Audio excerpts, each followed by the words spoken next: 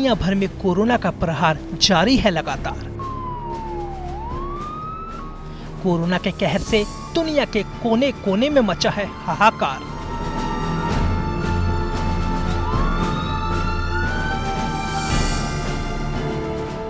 कुल मिलाकर देखें तो दुनिया भर में कोरोना से बीमार और मरने वालों की संख्या बढ़ ही रही है, लेकिन ऐसा लगता है कि ट्रेंड कुछ बदल रहा है और दुनिया को कोरोना के सितम से राहत मिलने के संकेत मिल रहे हैं।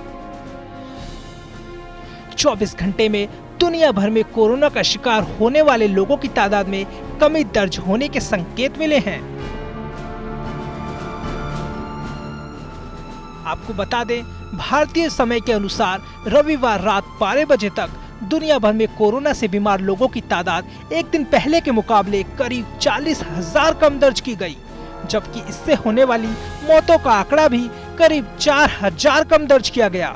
अगर ये ट्रेंड बरकरार रहता है तो माना जा सकता है कि दुनिया में कोरोना का प्रकोप अब घटने लगा है। वैसे अभी तक तो कोरोना का सबसे बड़ा शिकार रहा है अमेरिका। कोरोना की महामारी ने अमेरिका को भारी नुकसान पहुंचाया, लेकिन अब ऐसा लगता है कि वहां कुछ अच्छी खबर आ सकती है। अमेरिका में भी 24 घंटे में कोरोना से बीमार लोगों का आंकड़ा 10 लाख तक नहीं पहुंच सका। वहीं अमेरिका में 24 घंटे के अंदर कोरोना से मरने वालों की तादाद भी एक दिन पहले के मुकाबले कम ही बढ़ी और 55,000 से कुछ नीचे ही रहा यह आंकड़ा। तो कहा जा सकता है कि अमेरिका में अगर ये ट्रेंड कायम रहता है तो आने वाले दिनों में वहां कोरोना से छुटकारा भी मिल सकता है। इस बीच अमेरिका में कोरोना से सबसे ज्यादा प्रभावित न्यूयॉर्क में प्रशासन ने शनिवार से वहां के 4 बड़े अस्पतालों में काम करने वाले लोगों के बीच एंटीबॉडी टेस्ट शुरू करने का ऐलान किया। न्यूयॉर्क के प्रशासन ने भी माना है कि कोरोना का संकट वहां अब कम हो रहा है, क्योंकि अस्पतालों में भर्ती होने वाले लोगों की संख्या में कमी आ रही है। बताया जा रहा है कि न्यूयॉर्क में 3 हफ्ते में पहली बार अस्पतालों में भर्ती होने वाले मरीजों की संख्या में गिरावट आई है। लिहाजा न्यूयॉर्क प्रशासन आश्वस्त है कि स्थिति अब काबू में आ सकती है। इस बीच खबर ये भी है कि कोरोना से बचाव में मददगार N95 मास्क की खोज करने वाले वैज्ञानिक पीटर तसाई ने अपना रिटायरमेंट मुलतवी कर दिया है। प्रोफेसर पीटर ने 30 साल पहले N95 मास्क का आविष्कार किया था और इसमें वे लगातार सुधार कर रहे हैं। अमेरिका में कोरोना के प्रकोप को देखते हुए प्रोफेसर पीटर फिर से काम में जुट गए हैं और लोगों की मदद कर रहे हैं। वे अब N95 मास्क को आसानी से स्टरलाइज करने के तरीकों पर काम कर रहे हैं। उम्मीद है कि कोरोना से पीड़ित अमेरिका में हालात जल्द काबू में आ सकते हैं। वहीं यूरोप में भी ऐसा लग रहा है कि कोरोना अब उतार पर है।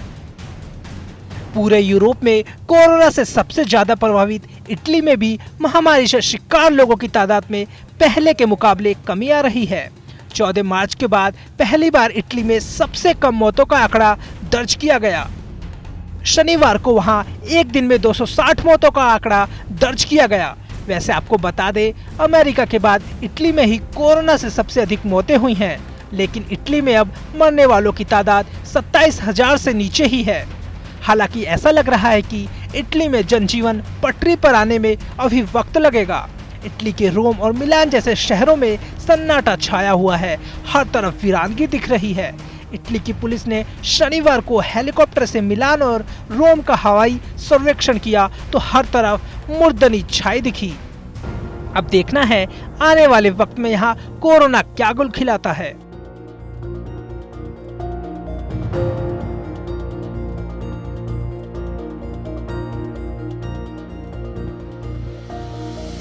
बात करें स्पेन की तो स्पेन में भी कोरोना संकट में कमी के आसार दिख रहे हैं। स्पेन में भी कोरोना से मौत और इससे बीमार होने वालों की संख्या उस रफ्तार से नहीं बढ़ रही है जैसे कुछ दिनों पहले देखी जा रही थी।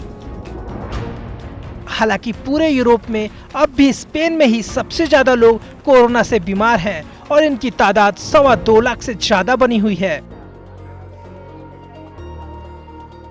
लेकिन ऐसा लग रहा है कि स्पेन में भी स्थिति जल्द काबू में आ सकती है। हालात नियंत्रण में आते देख स्पेन में 6 सप्ताह बाद बच्चों को घरों से बाहर निकलने की इजाजत मिली। लॉकडाउन नियमों में ढील देते हुए 14 साल से कम के बच्चों को सुबह 9 बजे से रात 9 बजे तक 1 घंटे के लिए घरों से बाहर निकलने की इजाजत दी गई है।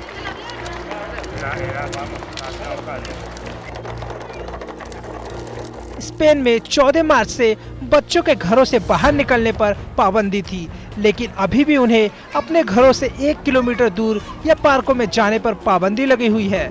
फिर भी आसपास ही खुली हवा में सांस लेने का मौका बच्चों को लॉकडाउन से आजादी का शानदार एहसास करा रहा है।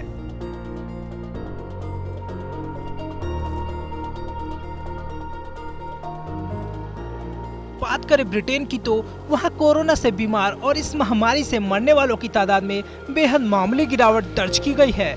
जानकारों का मानना है कि ब्रिटेन में कोरोना से सबसे ज्यादा खतरा बुजुर्गों को है और उम्र दराज लोगों में अगर संक्रमण का खतरा 80% कम भी कर दिया जाए तो भी साल के अंत तक वहां 1 लाख लोगों की जानें जा सकती हैं, जबकि अभी भी ये आंकड़ा 21,000 के करीब है।